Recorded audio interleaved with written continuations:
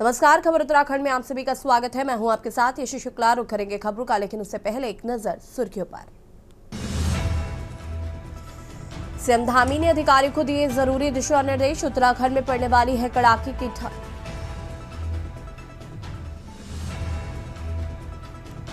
आचार्य प्रमोद कृष्णम का बड़ा आरोप, सीएम धामी के खिलाफ बयान देने का दबाव डालती थी कांग्रेस। उत्तराखंड में नए स्मार्ट मीटर लगाने पर रोक नहीं, खराब 20,000 मीटरों के स्थान पर लगाए जाएंगे नए मीटर। उपभोक्ताओं की समस्याओं का समय पर निस्तारण। पौड़ी में भालू की सक्रियता से ग्रामीणों में दहशत। चौबट्टा खाल विधानसभा क्षेत्र सक्रिय दिख रहा भालू। पोखड़ा ब्लॉक की ओड़गांव इलाके में देखा जा रहा भालू। काशीपुर में high level night checking operation शुरू। एसएसपी मणिकांत मिश्रा के सख्त निर्देश पर अभियान। विकासनगर में बाउंड्री वॉल तोड़कर घर में घुसा बेकाबू ट्रक। हादसे के वक्त घर के दूसरे हिस्से में थे लोग। बीते 10 दिन में दूसरी घटना आई सामने। आप देख रहे हैं के न्यूज, खबरों का सारथी। पौड़ी से खबर आपको बता देते हैं, जहां पर भालू की सक्रियता से ग्रामीणों में दहशत। चौबट्टा खाल विधानसभा क्षेत्र में सक्रिय दिख रहा भालू। पोखरा ब्लॉक की ओड़गांव इलाके में देखा जा रहा है भालू। वन विभाग से भालू का रेस्क्यू कराने पर ग्रामीणों का जोर। सुरक्षा के पुख्ता इंतजाम कराने पर दिया जा रहा है जोर।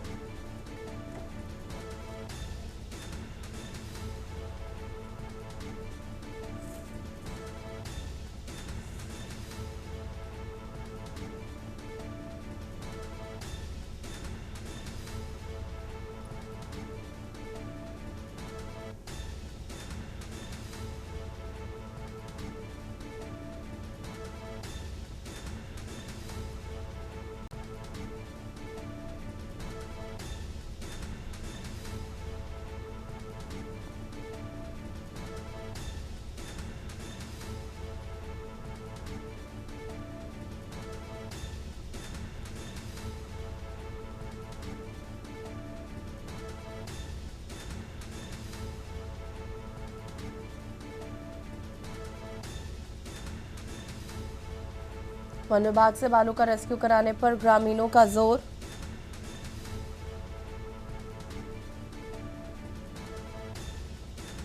सुरक्षा के पुख्ता इंतजाम कराने पर दिया जा रहा जोर।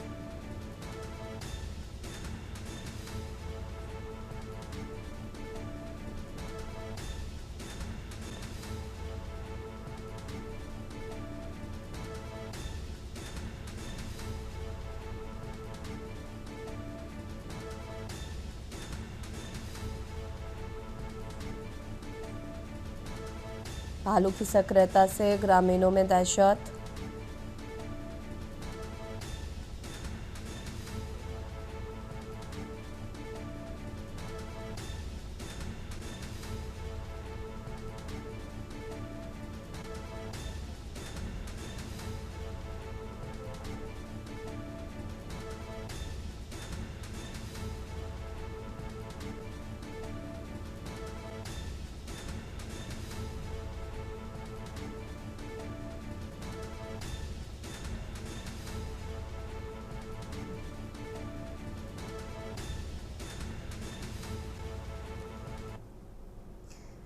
काशीपुर से खबर, जहां पर शहर में high level night checking operation शुरू। एसएसपी मणिकांत मिश्रा के सख्त निर्देश पर अभियान।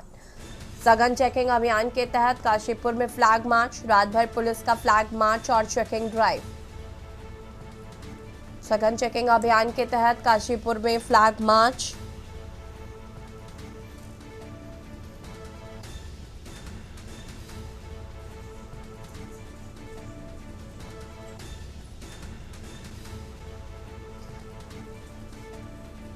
काशीपुर शहर में high level night checking operation शुरू।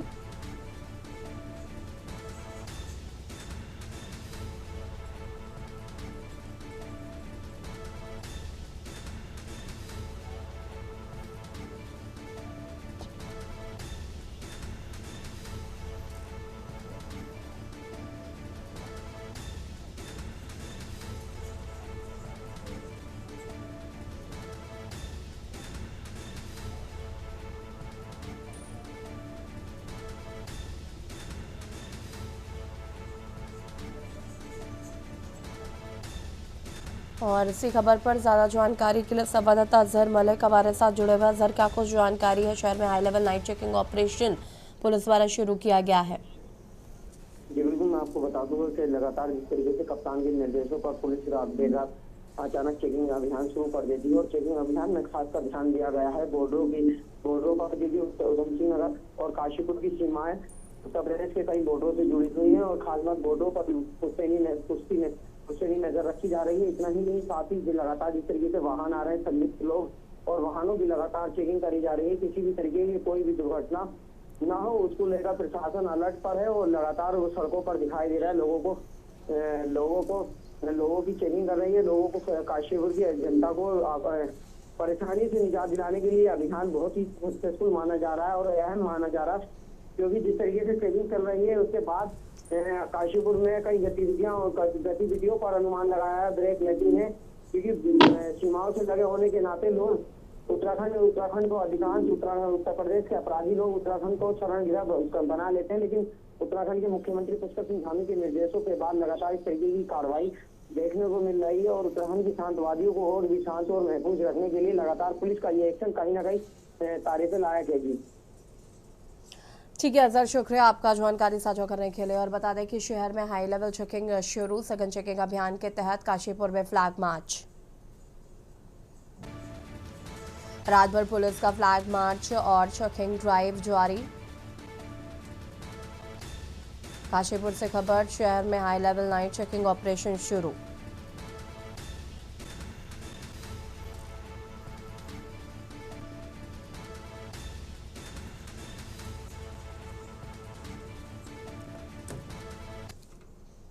विकासनगर से खबर, जहां पर बाउंड्री वॉल तोड़कर घर में घुसा बेकाबू ट्रक। हादसे के वक्त घर के दूसरे हिस्से में थे लोग।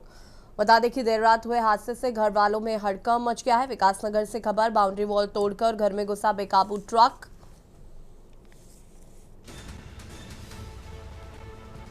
देर रात हुए हादसे से घर वालों में मचा हड़कंप। देर रात शेरपुर गांव में सामने आया घटनाक्रम। बीते 10 दिन में ये दूसरी घटना सामने आई है। बीते 10 दिन में दूसरी घटना आई सामने।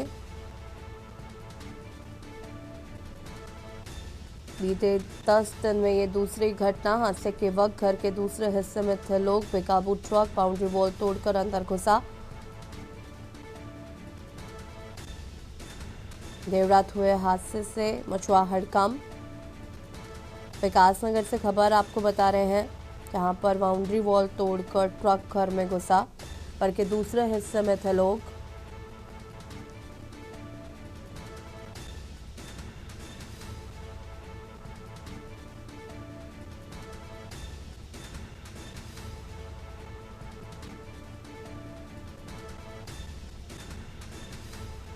और इसी खबर पर ज्यादा जानकारी के लिए संवाददाता तबरेज खान हमारे साथ जुड़ चुके हैं। तबरेज, क्या कुछ जानकारी इस पूरे घटना को लेकर? घटना है शेरपुर गांव की। एक जो पोखरी से लदा ट्रक वापस आ रहा था देहरादून से, जो एक घर की 4 दीवारें तोड़ते हुए एक कमरे में जा उतरा, लेकिन गनीमत ये रही जो परिजन थे वो दूसरे कमरे में थे। यहाँ से कोई हादसा नहीं हुआ, लेकिन जो इनके तेज रफ्तार वाहनों की जो पोखरी से लदे थे, जो वाहन जो चलते हैं क्षेत्र में, वो काफी खतरनाक है, जो लगातार हादसे के सबब बन रहे हैं। जी, इस घटना के बाद अधिकारियों को क्या कुछ कहना है? जी, वो घटनाक्रम का पता लगा रहे हैं और जो ट्रक ड्राइवर उसको गिरफ्तार कर लिया गया है और वाहन को सीज कर दिया गया है। जी, ओवर स्पीडिंग पर रोक लगाने के लिए क्या कर रहा है प्रशासन? प्रशासन दावे तो करता है, लेकिन जो ओवर स्पीडिंग है उस पर कोई अंकुश नहीं लग पाता है, जिससे लगातार हादसे दर हादसे होते हैं। खासकर जो ये उपखनिज के जो सामग्री परिवहन करते हैं वाहन, चाहे इसमें ट्रैक्टर ट्रॉली या ट्रक हो, तो लगातार हादसों का सबब बन रहे हैं और लगातार इससे कई हादसे ऐसे सामने आते गए। अभी बीते एक सप्ताह पहले भी एक ऐसा ही शेरपुर गाँव में मामला सामने आया था, जो एक ट्रक सीधा उसके कमरे में जा घुसा था, उसमें पूरा मकान क्षतिग्रस्त हुआ था और उसी इलाके में एक ट्रैक्टर ट्रॉली में एक युवक की जान ली थी तेज रफ्तार वाहन में। लेकिन बावजूद इसके जो प्रशासन है और संबंधित विभाग है, इस पर जो ठोस कार्रवाई होनी चाहिए तक सामने नहीं आ पा रही है। शुक्रिया आपका जानकारी साझा करने के लिए। और बता दें, शेरपुर गांव में ये घटनाक्रम हुआ। 10 दिन में ये दूसरी घटना है।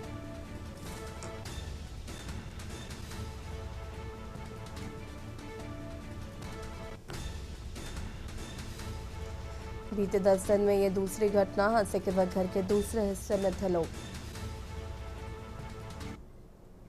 खबर देहरादून से है, जहां पर उत्तराखंड पावर कॉर्पोरेशन लिमिटेड ने राज्य में स्मार्ट मीटर लगाने पर रोक को लेकर स्थिति साफ करते हुए कहा कि ऐसी कोई पाबंदी नहीं लगाई गई है। खराब, फूके व गलत रीडिंग दे रहे मीटरों को प्राथमिकता से बदलने के आदेश दिए गए हैं। यूपीसीएल के अनुसार प्रदेश में वर्तमान में 20,000 विद्युत मीटर खराब पड़े हैं, जिन्हें बदलकर नए स्मार्ट मीटर लगाए जाने हैं।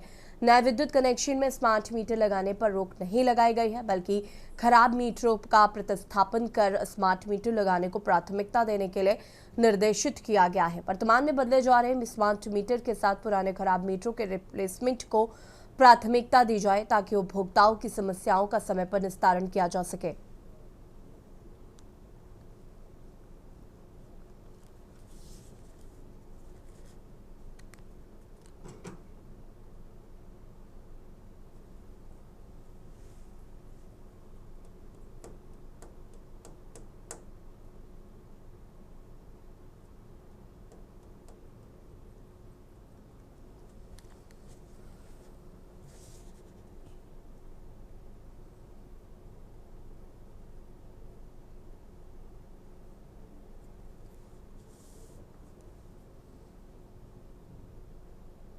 खबर देहरादून से, जहां पर जिलाधिकारी सविन बंसल के निर्देश पर जिला प्रशासन ने सहारनपुर रोड माजरा स्थित देवभूमि सीएससी सेंटर में औचक निरीक्षण कर गंभीर अनियमितताएं पाए जाने पर केंद्र को तत्काल सील कर दिया। जिलाधिकारी कुमकुम जोशी एवं तहसीलदार सुरेंद्र देव के नेतृत्व में की गई छापेमारी के दौरान केंद्र पर निर्वाचन से जुड़े दस्तावेज, बिना रेट लिस्ट तथा प्रमाण पत्रों की पंजिका का अभाव पाया गया है। पूछताछ में केंद्र संचालक अब्दुल वसीम और आसिफ कोई संतोषजनक जानकारी नहीं दे सके।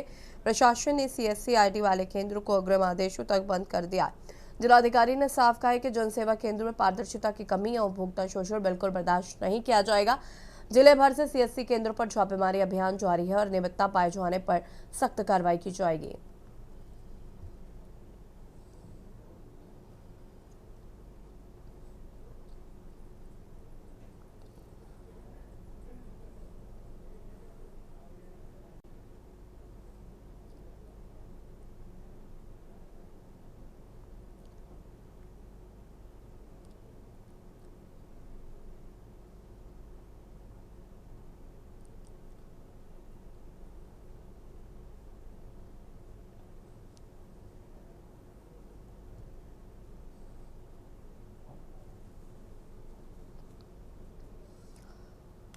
देहरादून में बीते कल सैन्य कल्याण मंत्री गणेश जोशी से उपनल कर्मचारी महासंघ के पदाधिकारियों ने मुलाकात की है और राज्य सरकार के जारी किए गए 12 वर्ष लोक सेवा पूर्ण कराने वाले उपनल कर्मियों को समान कार्य समान वेतन देने संबंधी आदेश पर आभार व्यक्त किया है। उपनल कर्मचारी लंबे समय से समान वेतन की मांग कर रहे थे, जिस पर मुख्यमंत्री पुष्कर सिंह धामी के निर्देश और मंत्री जोशी के प्रयासों से सरकार ने बड़ा निर्णय लिया।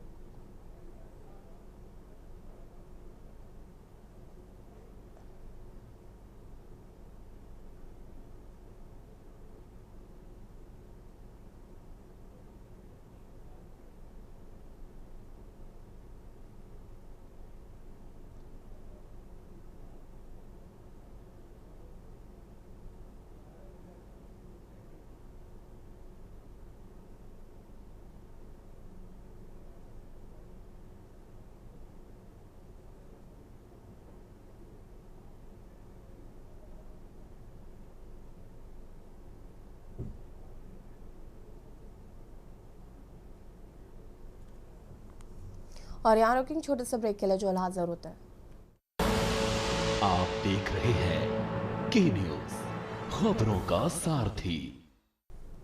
ब्रेक के बाद एक बार फिर से आप सभी का स्वागत है। खबर देहरादून से है, जहां पर तरला, नागल और ढाकपति बस्तियों में एमडीडीए की ओर से ध्वस्तीकरण का नोटिस दिए जाने के बाद से हड़कंप मच गया है। बस्ती वासियों को बेघर होने का डर सता रहा है, जिसके चलते बड़ी संख्या में बस्ती वासी नगर निगम पहुंच गए और महापौर से मदद की गुहार लगाई है। मामले में महापौर सौरभ थपलियाल की ओर से नोटिस और ध्वस्तीकरण को लेकर एमडीडीए के अधिकारियों के साथ वार्ता करने का आश्वासन दिया गया है। उच्चतम न्यायालय व राष्ट्रीय हरित अधिकरण एनजीटी के आदेशों के बाद रिस्पना नदी के अधिसूचित बाढ़ परिक्षेत्र में मौजूद अवैध निर्माणों को हटाने की प्रक्रिया तेज हो गई है।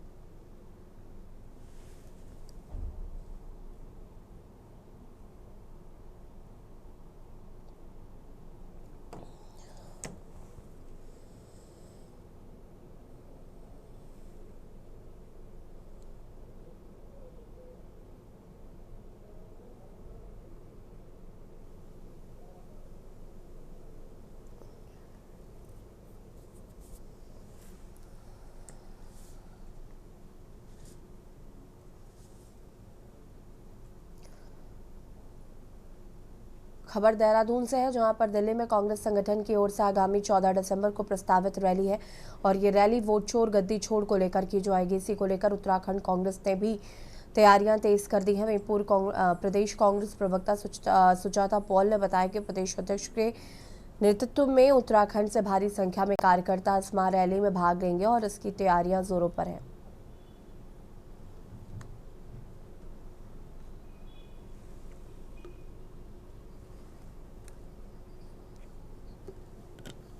मैंने भेजा and she was also there only day before yesterday as well.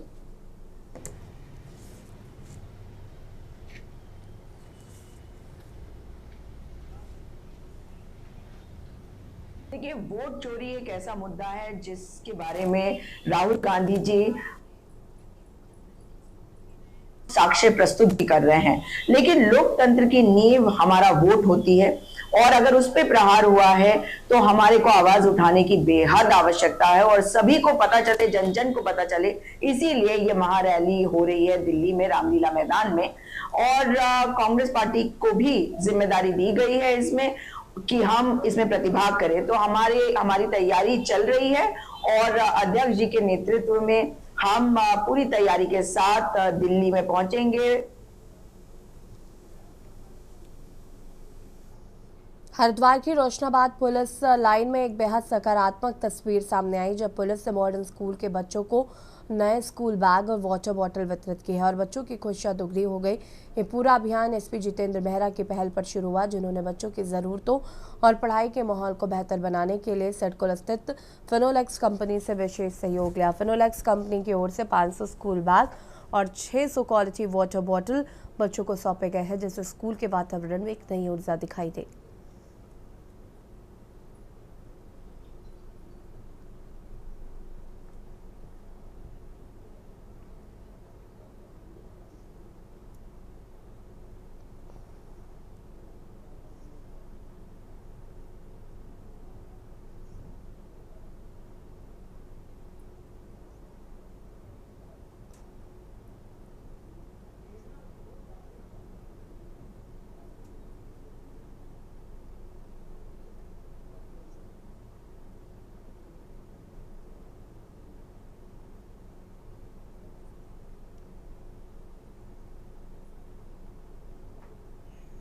का जो CSR प्रोग्राम है उसके तहत हम हर साल जो है जितने भी जिला हरिद्वार के विभिन्न स्कूलों में फर्नीचर प्रोवाइड कराते हैं, स्कूल बैग प्रोवाइड कराते हैं, वाटर बोतल और जो भी सामग्री जो उनकी शिक्षा में सहायक सिद्ध हो सकती है वो हम कोशिश करते हैं प्रोवाइड कराने की। उसी क्रम में आज हमारे द्वारा यहाँ पर 600 जो है वाटर बोतल्स और 500 स्कूल बैग जो है वो दिए गए हैं।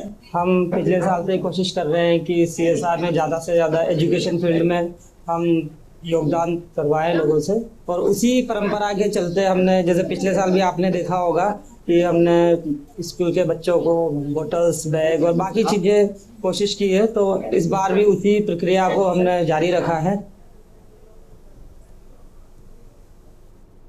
हरिद्वार में चाइनीज मांझे की वजह से लगातार हादसे हो रहे हैं और बुधवार को सप्तऋषि फ्लाईओवर पर एक बड़ा मामला सामने आया, जहां पर भूपतवाला निवासी करण शर्मा बाइक से घर लौटते वक्त खतरनाक मांझे की चपेट में आकर गंभीर रूप से घायल हो गया। फ्लाईओवर पर अचानक मांझा उसकी गर्दन में उलझा और धारदार धागे ने गला काट दिया, जिसके बाद युवक वहीं सड़क पर गिर पड़ा।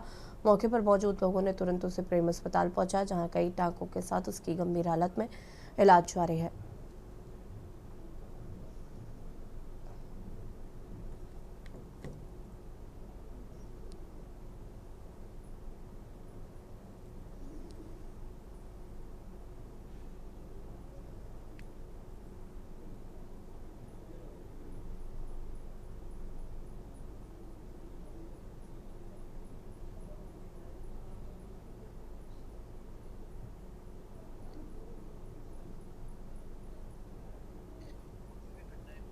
जो ये चाइनीज मार्केट जैसा जो चीज है, जिसकी वजह से कि काफी हादसे और स्पेशली टू व्हीलर्स आदि पर जो लोग सवार करते हैं, उस पर हादसे की जो घटनाएं होती हैं, उसको लेकर सभी एसडीएम्स को और पुलिस में सीओस को डायरेक्शन दिए गए थे। लगातार इस पर हम लोग छापेमारी कर रहे हैं। कल हरिद्वार और रुड़की में, भगवानपुर में, सभी जगह ऐसे हमने कुछ स्टोर्स आइडेंटिफाई किए जहाँ पर इसकी बिक्री भी हो रही थी।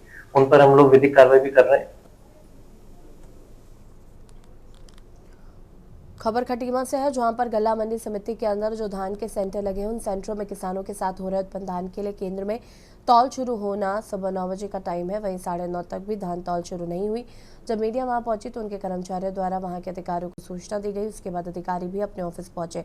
उनसे सवाल पूछने पर उनका कहना है कि अभी लेबर नहीं आया, लेबर पहुंचने वाले हैं। कल छुट्टी के कारण लेबर अभी नहीं पहुंचा। इस समस्या का सामना करने वाले किसानों ने बताया कि टोकन होने के बावजूद अभी तक उनकी तौल नहीं हो पाई। वहीं कई किसानों ने यह भी बताया कि कागज जमा होने के बाद भी अभी तक तौल के लिए फोन नहीं आया।